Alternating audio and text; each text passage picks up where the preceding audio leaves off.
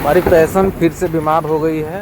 और अभी क्या है कि इसमें क्लच छोड़ने के बाद जो है दिक्कत आ रहा, आवाज़ आ रहा खड़खड़ खड़खड़ करके।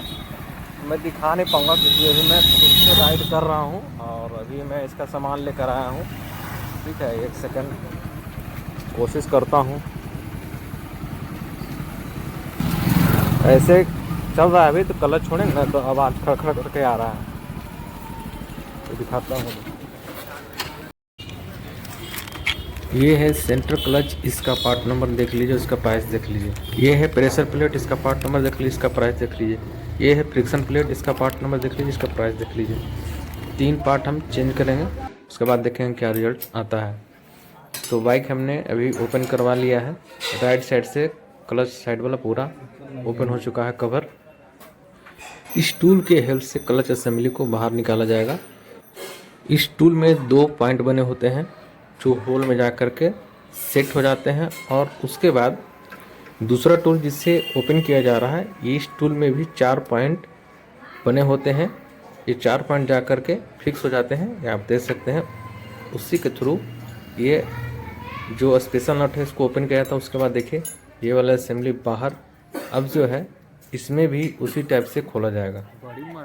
ठीक है, क्लच का जो हब है जिसमें पूरा क्लच प्लेट सेट होता है, उसको भी उसी टूल से खोला जाएगा। अभी क्या है, क्लच के नीचे एक रिजर्व बार होता है जहाँ पे वाइल हमेशा रहता है, यानी इंजन वाइल यहाँ पे हमेशा रहता है। इसकी वजह से क्लच जो है हमेशा वाइल में डूबा रहता है। ये नीचे रहता है, इसको पहले ओपन किया जा रहा है। ये सारा चीज़ ओपन करने के बाद क्लच का पूरा असेंबली बाहर आएगा। देखिए इसमें वाइल अभी भी था।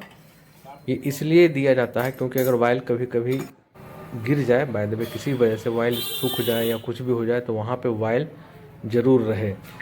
एक्चुअली क्या हुआ वो मैं अब बताता हूँ। बाइक को मैंने अभी कुछ दिन पहले सर्विसिंग करवाया था।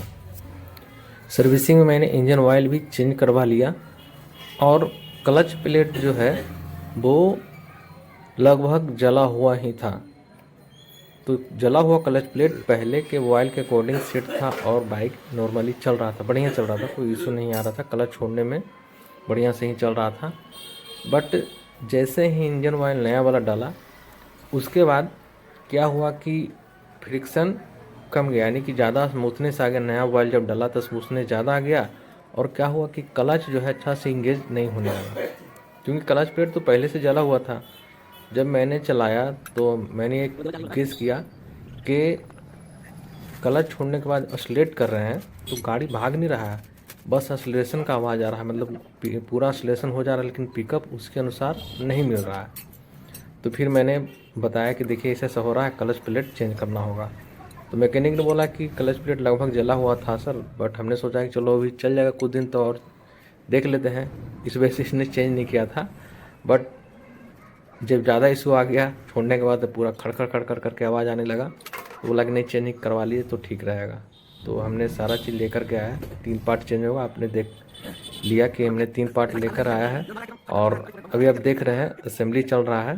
ठीक है, तीनों पार्ट को अच्छे तरीके से लगा करके पैक कर दिया जाएगा और अभी पूरा क्लियर हो जाएगा, कोई इशू नहीं है। ठीक है, ऐसा देखिए स्प्रिंग वगैरह सब बढ़िया तरीके से लगाया जा रहा है। जैसे इसका फिटिंग होता है वैसे फिटिंग करना है।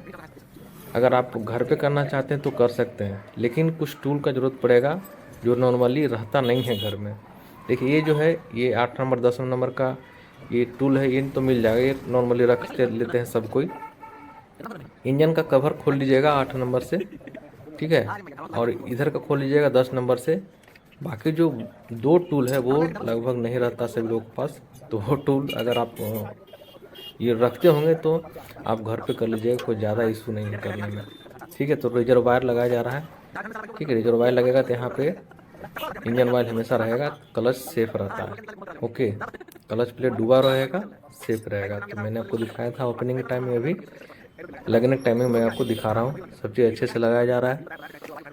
फ्रेंड्स, बाइक को मेंटेनेंस में रखना बेहद ज़रूरी है, क्योंकि अगर मेंटेनेंस में नहीं रखिएगा, बाय द वे कोई भी पार्ट ख़राब हुआ इंटरनली, ठीक है, by the way clutch plate ख़राब हुआ, चलने में दिक्कत होने लगा, तो अरे ठीक है करवाएंगे ना। इससे में क्या होता है कि धीरे धीरे क्या है नेक्स्ट पार्ट भी ख़राब होना शुरू हो जाता है। तो उससे अच्छा है कि उसी चीज़ को पहले ही चेंज करवा दिया जाए, तो इशू नहीं रहेगा। और दूसरी बात है कि बाइक अगर सही नहीं है, यानी कि कोई दिक्कत है चलने में, परफॉर्मेंस में, तो क्या है कि आपको चलाने में भी अच्छा नहीं लगेगा। अभी दिक्कत क्या हो रहा था कि जब हम हाईवे पे चल रहे थे तो कोई दिक्कत नहीं था। एक बार क्लच छोड़ दिए, अपना चल रहा है, टॉप गियर में डाल करके अपना चल रहा है नॉर्मली, कोई दिक्कत नहीं है। लेकिन मार्केट में चलने पे क्या होता है, बार बार क्लच लीजिए, बार बार क्लच छोड़िए, बार बार गियर चेंज कीजिए। तो दिक्कत तो था क्लच लेने और छोड़ने में ही, ठीक है ना। तो मैं ये कहना चाह रहा हूँ कि अगर इशू है तो उसको सही करवा लीजिए तो अच्छा रहता है। ऐसे लगेगा कि ठीक है, अरे मार्केट में ही दिक्कत है ना, चलो हाईवे पे तो अच्छा चल रहा है ना, लेकिन बाय द वे जरूरत पड़ जाए। ओके तो दोस्तों, अभी देखिए एकदम फिनिश हो गया है, कोई दिक्कत नहीं है।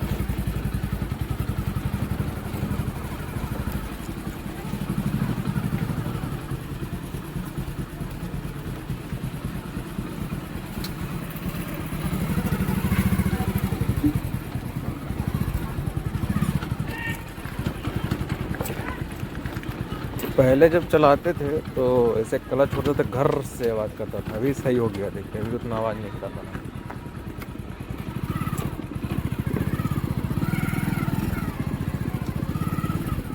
पहले बहुत दिक्कत होता है क्लच छोड़ने में।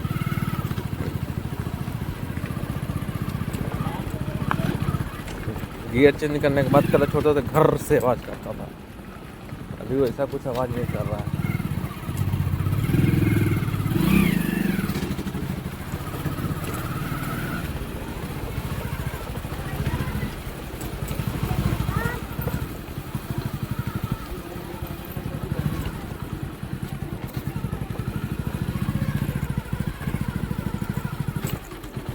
बिल्कुल स्मूथ चल रहा है, अभी कोई दिक्कत नहीं है, बढ़िया से चल रहा है।